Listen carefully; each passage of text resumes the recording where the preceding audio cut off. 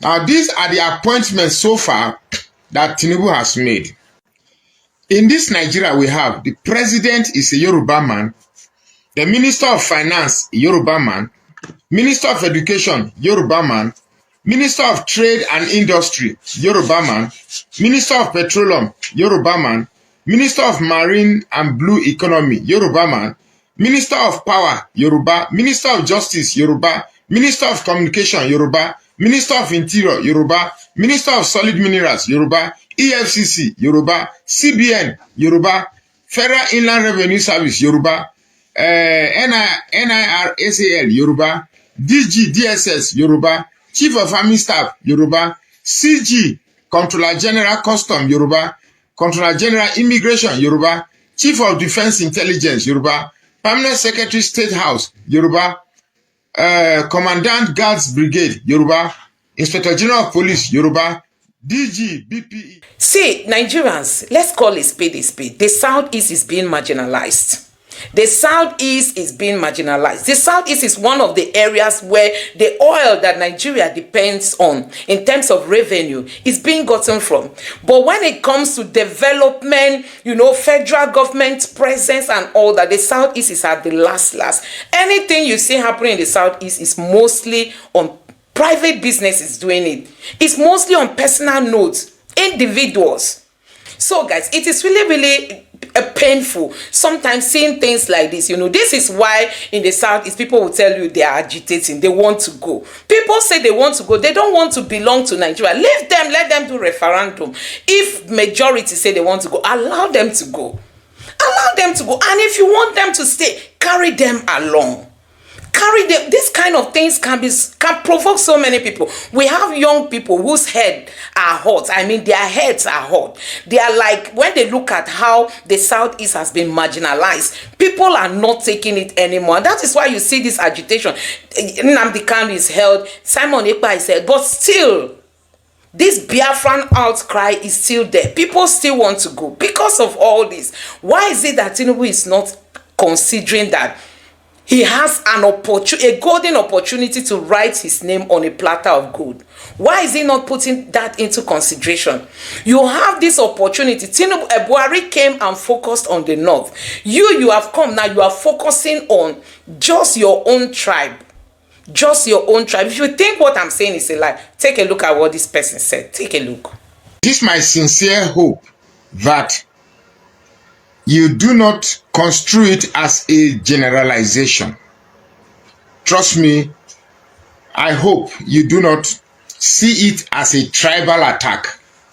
For those of you who come to my page and think that today the Igbos will attack me that I hate Igbos, tomorrow the Yorubas will say I hate Yorubas, tomorrow the North will say I hate North.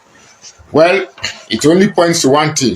I am for everybody, I am for nobody. You see, I'm going to ask a very wild question. Just thinking aloud. So that we can try to provide answers to these questions. Let me read something I copied from a WhatsApp group. Now, these are the appointments so far that Tinubu has made.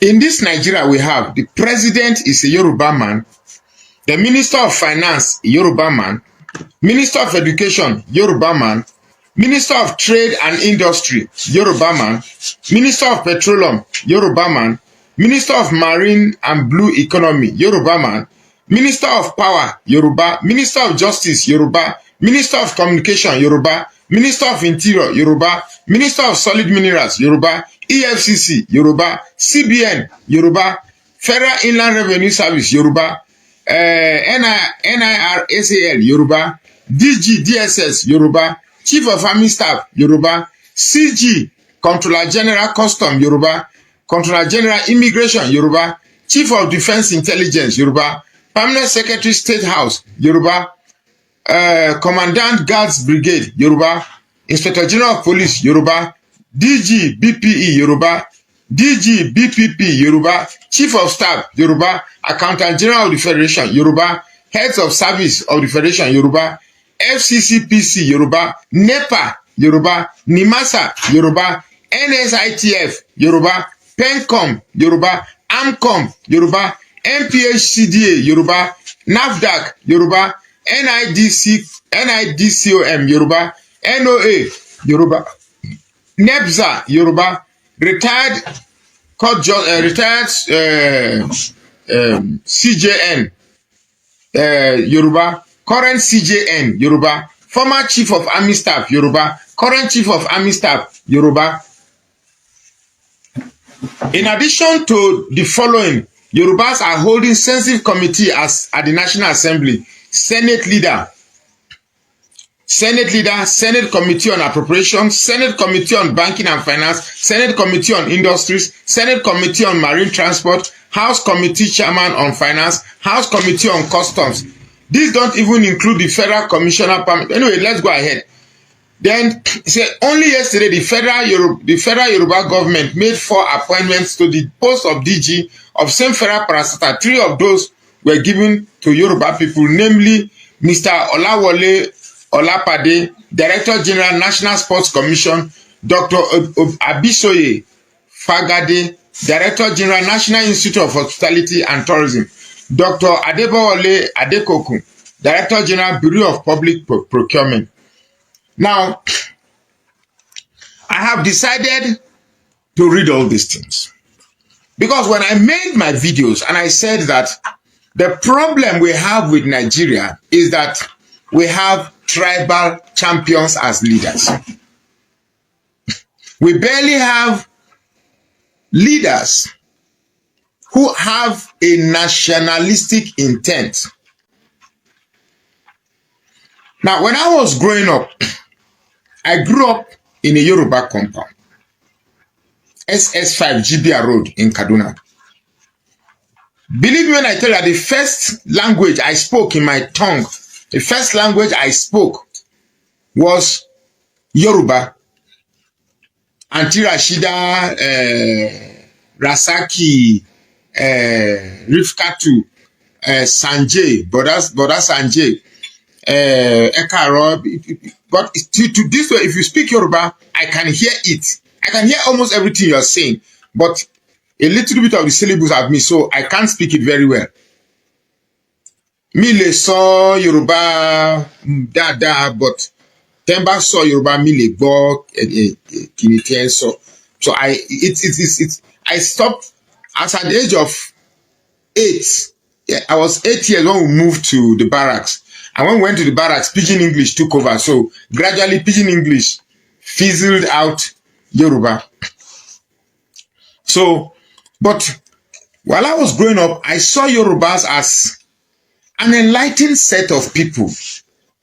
That's my impression. An enlightened set of people who loved enjoyment. You know, when you go to their parties, because in the barracks, even the poorest man, when he's going to hold a party, you'll be shocked at what you will eat. We eat a lot, you know, and there's no discrimination as to who eats what or who doesn't eat what. Everybody eats and you eat until your man. I remember Papa Shegun, if he holds party that time in the barrack, man, they'll bring live musician who dance and eat and lick all the plates. So I got this impression that then when I started hearing professors, Professor Wole Soyinka, Professor this, Professor that, so I felt they are educated. So, and trust me, up till the 2000s, I never had any question as to the integrity of the Yoruba people. Never had it. Never had it. Even when you see IPOB, these IPOB people kept saying Yorubas are traitors, Yorubas are tribalistic, Yoruba. I never conformed to them because I had my own dealings with them. So I never had this thing. But the Tinubu government, prior to the election and after the election, has opened a lot of perspective to me. And this perspective is what I'm going to talk about. Because there are 375 ethnic nationalities in Nigeria. When a president begins to apportion all these appointments to his tribe, it means the rest of the tribe means nothing. It means we, the other tribe in Nigeria, we mean nothing. And trust me, we cannot move forward like this. The only thing that this type of appointments can bring, and it's a total of what? Let me see again. It's a total of, let me see. A total of, first of all, we have 44 appointments and 44 plus 7, that is 21, plus 4, plus 3, that's 24. Let's be honest with ourselves. Let's just be honest. I don't care whether you're an Igbo man, Hausa, Yoruba, but you say, when Buhari was there, Buhari did it. But you fail to understand that when Jonathan was there, Jonathan didn't do it. And yet, you say Jonathan is the worst president we've ever had. Jonathan didn't play this tribal game. Jonathan didn't come there and started making chief of staff, Ijo, chief of army staff, Ijo, finance, Ijo, everything, Ijo. He didn't do that. Yet you all blamed him. You all protested against him. You said everything bad about Jonathan. Now you have these monstrous characters that have come in and they are sowing seed of hatred. As much as I don't like the agitation of IPOB and the clownish character they call Simon Ekpa. If I'm an Igbo man, I'll be angry. I have to be angry. I should be angry. There is nothing about Nigeria that should make me happy. But that does not mean I should pursue it in a wrong way. If I'm an Hausa man, a northerner right now, I should be happy. And if I'm an Hausa man, I should be angry. And one thing with these leaders, when they play with the collective intelligence of Nigeria, is they forget that everything comes to an end. In fact, the Hausa have a saying for it, say, "Lefin daddy kariwani." This thing will definitely come to an end. It is sweet now, but it will come to an end. Abacha, as strong as Abacha thought he was, he did everything without seeking permission. In those days, we had Abacha television, Abacha rice, Abacha clock, Abacha radio, Abacha wristwatch. It ended. So Tinubu should also know that it will end. There is a guy, there is an electrician that repairs my car. Electrician that fixes my electrical problem in my car. Before the election, and one carpenter, there was nothing you could tell him to suggest that Tinubu was a bad choice. Nothing. All he was seeing was that Yoruba, Yoruba, Yoruba, Yoruba. So I ask a question. Please, if you are a Yoruba man, and you are watching me, please understand that this is not an attack on Yoruba people. But this is an opening, a dialogue to see if another tribe is doing this same thing in Nigeria. Would you be happy? And all the mechanics saw was Yoruba, Yoruba, Yoruba, Yoruba, Yoruba. And I tried to reason with them, but it just couldn't see. Today when I went to the park, some time ago, when I went to the garage, and he was just sitting there, no work. I told him, I said, my guy, half an hour, Tinubu, they give you work, Abi. He said, I bring. I said, look, something wrong with my car. The traffic gate, not the traffic gate, but I won't give you the car. I just brought the car here to first tell you that I won't give you the car. Make you for know next time. And the funny thing said, now you they suffer pass. You get me? So I ask a question. There is my printer, somebody who does my printing job. I've been engaged with that guy now for 3 years. 3 years. Or 4 years. Yeah, okay. 4 years. Every time somebody leaves, maybe it's one of the computer computer attendant that leaves, he will replace it to the Yoruba person. If the manager that leaves, he will replace it to another Yoruba person. I ask a simple question. Is it that Yorubas are afraid to intermingle with other tribes? Is it a complex that is inferior or a superiority complex? I'm asking this question with an open heart. When I was doing my youth service, sometime way back, in the orientation camp in Alaigbo, every other person was interacting. The Igbos were interacting. The Hausas were interacting. I was interacting. But you find the Yorubas will have a way of the one that came from Ondo, the one that came from Oyo, the one that came from Lagos, the one that came from Ekiti. They find a way of now gathering themselves together. No, it is what I observed. It's just what I observe. I'm not trying to be, I don't know how to pretend. That's my problem. Yeah? You get me? So, they find a way of gathering and say,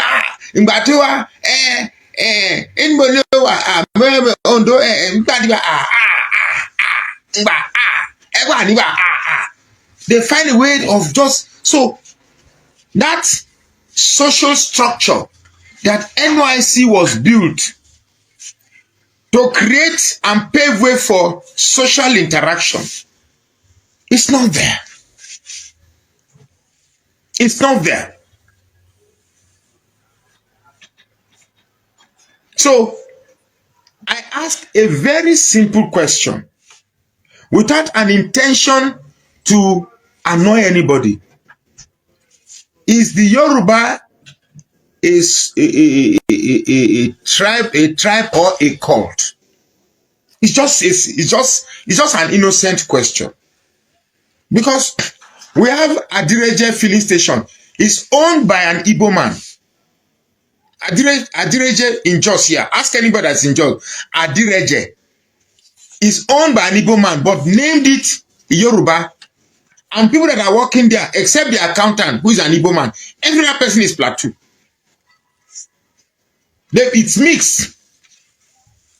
But if you go to that printing, there's one street waiting at Zik Avenue, where you have these printers, these people that print paper. Everybody there, even waiting that guy, sharp impression, my friend. Everybody that is working in his office is Yoruba. If they leave, you find that Yoruba to work there. What is it with these people working with other people? Now, there are exceptions. There are exceptions. Somebody say Jonathan did the same. That is my problem with some of these Tinubu supporters. You always like to say this one did it, this one did it. Tell me how Jonathan did it. Tell me how Chief of Army Staff under Jonathan was an Igbo man. Jonathan is not Igbo. The Minister for Agriculture was a Yoruba man. Jonathan is not Yoruba. So you get me? In fact, every tribe was represented under Jonathan. So don't bring that thing. Don't even go there. Don't even go there. So I ask a question.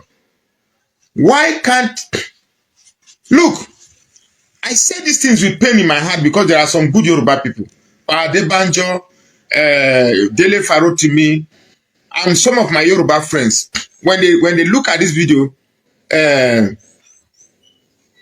other people, my friends who are Yorubas who are watching me, I pray they don't see what I'm doing from a wrong perspective. But I tell you that Tinubu has set up. I don't think Tinubu came to rule this country, to lead this country. I don't think he came to lead this country. I just think he came to pursue maybe a Yoruba agenda that is not even qualifying to be a Yoruba agenda. Just messing up. These are a group of old people like the ones I saw a few days ago. It's just all about Yoruba. And I'm like, I jokingly said that I wish all these old people, anything from 45 in this country, they should just buy and go, because it's like they retain this thing that has continuously divided us more than what will bring us together. So, where are we now? The Ondo election. Look at the Ondo election. people are still collecting as low as 15,000, 5,000 to retain the same people that they complain about that is putting them in the problem that they are. This is a strange irony that one cannot even comprehend. It's very strange. Is this why they allow our schools to deteriorate, our health facility to deteriorate? They make everything so difficult that the slightest benefit you get, you see it as grace. Let me use this opportunity to speak about one man. One man to me that I want to see how bad, which is, in fact, is the very reason why I'm doing this video. And that is one man they call Pastor Adeboye. Pastor Adeboye. Now, Pastor Adeboye recently said that we should be thanking God that dollar would have been 10,000 naira to a dollar. But because of his prayer, that is why dollar is below 2,000. I understand. You don't tell my guys for abroad one at the same dollar. I don't own at the same dollar, so I don't know how much they change dollar again. But the last time I changed dollar was 1,630. Can somebody please tell me the current rate of dollar exchange? Because I heard somebody say 1,009, so I don't like to give false information. So this Pastor Adeboye, if you are still attending that church, or if you are someone that still hold that man as a man of God, please get your head examined. That man is a man that is trading a delusion in the name of the gospel. Let me repeat myself. Pastor Adeboye is a tribalist parading a delusion in the name of the gospel. Now here is a man who came out and protested. We saw it. You saw it. I saw it. And protested the increment of fuel during Jonathan when he bought rice at 7 naira. But refused to protest during Buhari when he bought rice 35,000. And he's not protesting now because Buhari then had an Osibanjo who is a member of his church. And now we have a Tinubu who is a Yoruba man. Rice now is now 100 and something thousand plus.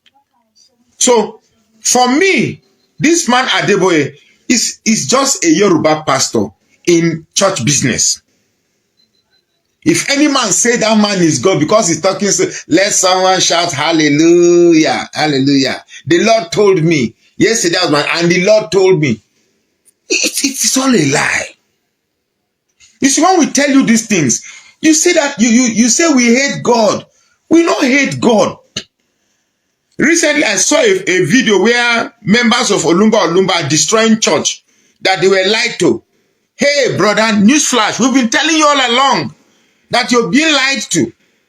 So if it's only now you are not realizing that you're being lied to, then you are as dumb and stupid as you actually think you are. You're not, if you are realizing now that you are being lied to, then you are truly as dumb as we thought you are. To think that this Tinubu is still angling for 2027 to retain presidency, it goes to show how bad these people have destroyed our psyche. And we need to rebuild it. We need to rebuild it. Right now, a group of Igbos are saying they want to go. These ones want to go. That one want to go. Some are confused. But look, we have to put our acts together. Truly. We have to find a way. Excuse me. We have to find a way to make sense out of this confusion that these politicians have deliberately bringing us. Because as far as I'm concerned, it's like Tinubu and his cohorts don't care if this country breaks tomorrow. In fact, I'm trying as much as possible. I'm trying as much as possible to make sense, because the confusion that we have right now is so complicated and dynamic. No wonder people say that if they explain Nigeria to you and you understand, let me say they don't explain Nigeria well. Because these people are thriving. So long as the confusion gets even more complicated, the more they get successful with their corrupt practice. It's as simple as that.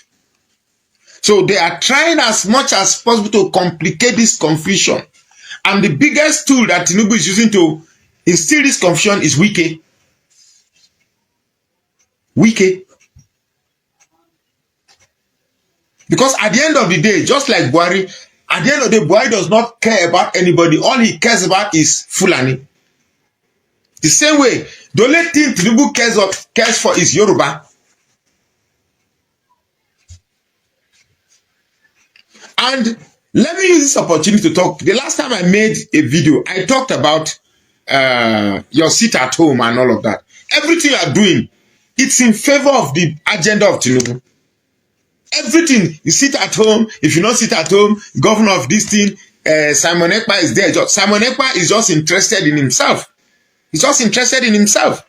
If he tells you he's fighting for the interest of the Igbo land and he's using this method, it's a lie. Because whatever you are doing in the southeast right now is 100 in favor of the agenda of Tinubu. Let me tell you how it is in their favor. Number one, you might decide that you are going to disrupt election in the southeast. Election will not take place in southeast. It's in Tinubu's favor. Because at the end of the day, whether you vote or you don't vote, the government will come and the government will lead you and your Biafra will not come. So, I am saying this because we need to put our heads together and find a common sense in this confusion and push this screamo out. You know what screamo? We need to find a way to derive a common sense from this and stop this Igbo fight, Yoruba fight, South fight, Middle Belt fight, this thing fight. You get me? So, for me, nobody is saying they want to keep Nigeria. Nobody is saying they want to keep Nigeria. But I know that nobody will come and say they are going to split Nigeria. Nobody will come and say nobody will split Nigeria for you. I just tell you the truth. The investment America has in Nigeria is too big to afford Nigeria to break. The investment Britain has in Nigeria is too big to afford Nigeria to break. The investment China has in Nigeria is too big to have Nigeria break. So if you want to live in that delusion that Nigeria will break, fine. After all, they say ignorance is bliss. Ignorance is bliss. And it is this confusion, this lack of coherence that sustains the resolve of these politicians to want to continue doing what they are doing. The day the politicians begin to perceive that Nigerians have the capability of being one. Take example of the NSAS protest. When for once Nigeria became one, everybody was shaking. Take for instance when the Niger Delta militants started blowing up pipes. It shook Nigeria. They had to come down on their knees and beg.